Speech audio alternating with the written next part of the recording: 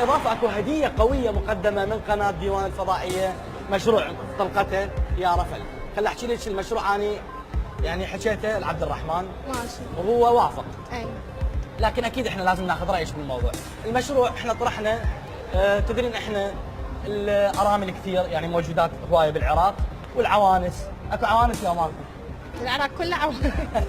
يلا اكو عوانس هاي، لذلك احنا طرحنا مشروع الزواج الثاني. لكن مو كل واحد يقدر يتزوج يعني مرتين. احنا ايش سوينا؟ خصصنا مبلغ 5 ملايين اللي يتزوج مره ثانيه، بالاضافه الى ما نعطيكم الفلوس، خليها الفلوس بس يعني.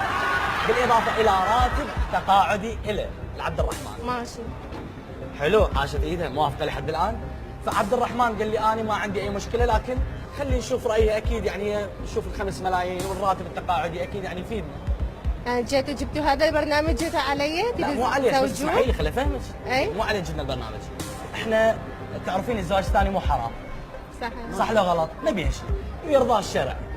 انتم صح متزوجين صار لكم 3 اشهر، لكن هم بها اجر وهم بها 5 ملايين وهم بها راتب تقاعدي العبود الورد. ما اريد هذا الاجر وما اريد ما تريدين؟ لا يعني المشاهدين شايفين واحد دقيقه بس على كيفك. عبودي يعني هو الرجل صاحب الكلمه لو انت الرجل؟ عبودي انت شنو رايك؟ موافق. موافق؟ موافق. يعني اطلب من المخرج بانه ياخذ اسمك؟ اوكي موافق. يعني موافق، انت ليش تعارضي؟ صدق توافق؟ ما صار عروض جديده اني نخالف. نخالف.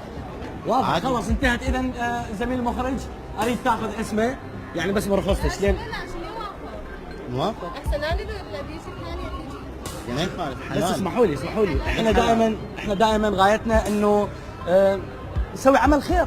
لا ما اريد ليش؟ لا عبودي انت وافقت، انا ما يخصني يعني، هذا الشيء انت وبيناتكم تتفقون عليه. موافق خلاص؟ موافق. اذا راح اطلب اسمك الكامل زميل المخرج يصير. شنو اوقف؟ موافق. انا موافق. انا موافق. انا موافق. عندي انا موافق. لا ما ارضاها. ما ترضي؟ لا. يعني هو صاحب القرار، هو بكيفه يعني ما. لا انا موافق. اروح لهني ترى. روح. والله اروح. روح. ماشي تعال. يلا اعتذر عني منكم باي باي. دقيقة كذب بس لحظة كذب. يعني وين تروح لأهل؟